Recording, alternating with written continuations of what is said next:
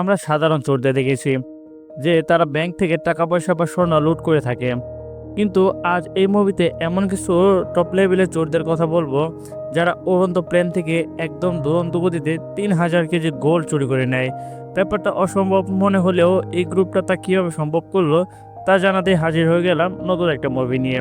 তো কোনো কথা না বাড়িয়ে একদম মুভি শুরুতে যাওয়া যাক। মুভি শুরুতেই আমরা ইতালি ভেনিসের একটা অকেশন হাউসের দৃশ্য দেখতে পাই।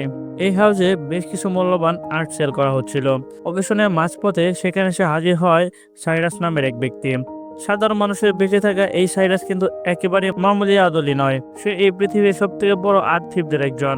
অর্থাৎ বিভিন্ন আর্ট গ্যালারি থেকে আর্ট চুরি করাই হলো তার পেশা। আজ এই প্রোগ্রামে ঠিক এই উদ্দেশ্যে এসেছে।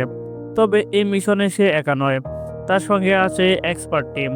এই টিমের মেম্বার প্রত্যেকটি চুরিবিদ্যা কোনো না কোনো ক্ষেত্রে এক্সপার্ট। যেমন তার টিম মেম্বার ক্যামেলিয়া যে কোনো ধরনের যানবাহন ড্রাইভ করতে পারে, এমনকি সে প্লেন পর্যন্ত চালাতে পারে।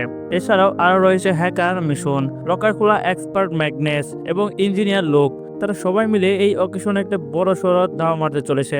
এদিকে ভ্যানিসের এই অকেশন লন্ডনেও লাইভ কনফারেন্সের সাথে কানেক্টেড ছিল, সেখান থেকে কিছু লোক এই অকেশনে অংশ নেয়।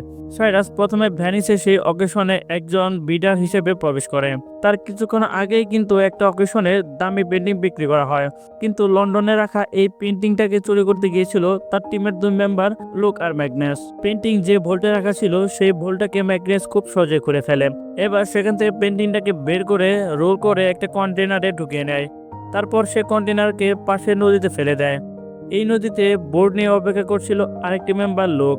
সে রিমোট কন্ট্রোলের সাহায্যে কন্টেনারকে নিজের কাছে নিয়ে আসে।